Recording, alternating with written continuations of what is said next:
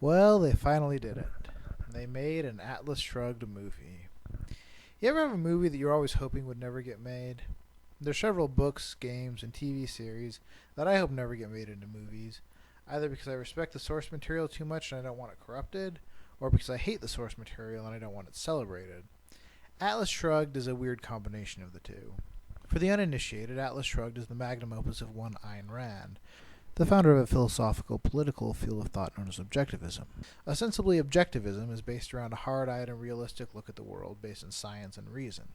Effectively, though, it argues for a sort of hypercapitalism, in which seeking one's own good is raised to the highest moral value, and things like altruism and even the word give are immoral.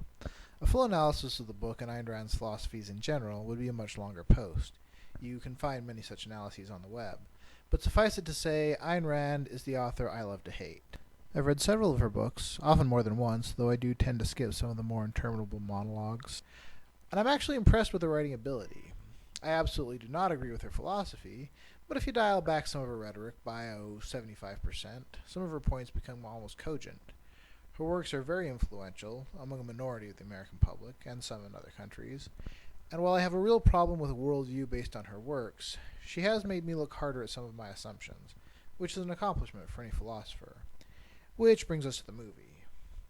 They've been trying to bring this book to the screen for decades now, but all attempts have fallen through. I always assumed that no such attempt would ever work. There are various reasons for this. The book is very, very long. Some of the attempts wanted to make it into a miniseries. It's philosophically extreme. Religion and charity are both considered vices. One of the minor villains is a stand-in for Harry Truman. And Ayn Rand was in love with the sound of her own voice. The book's characters constantly break into orations, shilling for Rand's worldview, culminating in a 56-page monologue at the climax of the novel. You'd basically have to mangle the heck out of the book and truncate most of the plot in order to get something watchable. Even a brilliant director would be hard-pressed to try it. Well, instead of a brilliant director, we got Paul Johansson, a TV actor best known for his role on One Tree Hill. His only directorial work to date has been for TV, plus a single short film back in the 90s. And this man decided to take on one of the most influential and sprawling books of the 20th century. And, spoiler alert, in a move no way motivated by personal vanity, he cast himself as John Galt, the ultimate hero of the novel, and Rand's conception of the idealized man. Judging solely by the trailer, I can't say much about the quality of the movie, but it actually looks pretty faithful to the novel. The production quality looks more suitable for a TV movie, but it doesn't look genuinely painful to watch. What struck me while watching the trailer is that one thing about Johansson suits him very well to direct Ayn Rand's work. Neither of them has much sense of subtlety. You see, characters in Ayn Rand's novels rarely resemble anybody you'd meet in real life. They're all archetypes. She projects a society divided between a small group of heroic, virtuous, larger-than-life genius industrialists who rule the world, hereafter called alphas, and a whole lot of wicked, unabashed criminals who actively seek to steal everything from the alphas, then destroy them out of spite. The rest of the world in her mind consists of mindless sheep-like masses who are kept alive only by the labors of the alpha, but never appreciate them, except for some few who know their place. She actively implies that without the labors of the alpha, everyone else would be swiftly dead, which is what they probably deserve to start with.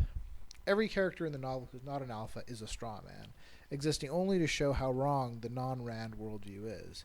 They constantly argue against the alphas, but with exaggerated or ridiculous arguments, so Rand can easily smack them down and prove her infallibility.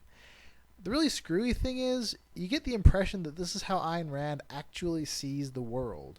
She honestly believes that anyone who doesn't agree with her is either a criminal or a fool. Any argument they make, she twists and simplifies in her own mind until it becomes ridiculous and easy to refute. Her novels take place in a world with a few heroes and billions of strawmen, apparently because she believes that's what the world is really like. From what I can tell of the movie so far, they preserve that mindset completely. The fact is, this sort of TV movie unimpressive acting works perfectly for that. Even a mediocre actor can portray a steely-eyed, larger-than-life paragon of virtue, or a craven, weak-kneed moocher. You don't need genuine filmmaking skill when all the characters are caricatures, and the whole plot is basically an excuse to wax poetic about the glories of capitalism and rational self-interest. The world as Ayn Rand saw it, a world filled with one-dimensional background characters, threatened by ruthless villains and propped up by a few heroes, looks more like a TV movie than it does like anything in the real world. Ironically, this particular cinematic team might be the perfect group to capture the feel of Ayn Rand's work. Now, I know why this movie was made. The fundamental reason is that the producers think it will make a profit, and they're probably right. Ayn Rand has a sufficiently devoted following that it almost doesn't matter what the movie looks like. A lot of people will go to see it. It's like making action films, romantic comedies, or Bible movies. There's a built-in audience that's more or less immune to film criticism, so you're guaranteed ticket sales. Of course, if your only goal is making money, they could have made this movie a long time ago. If their goal was to make a good movie, it was probably never going to happen, and certainly not with this collection of wannabe filmmakers.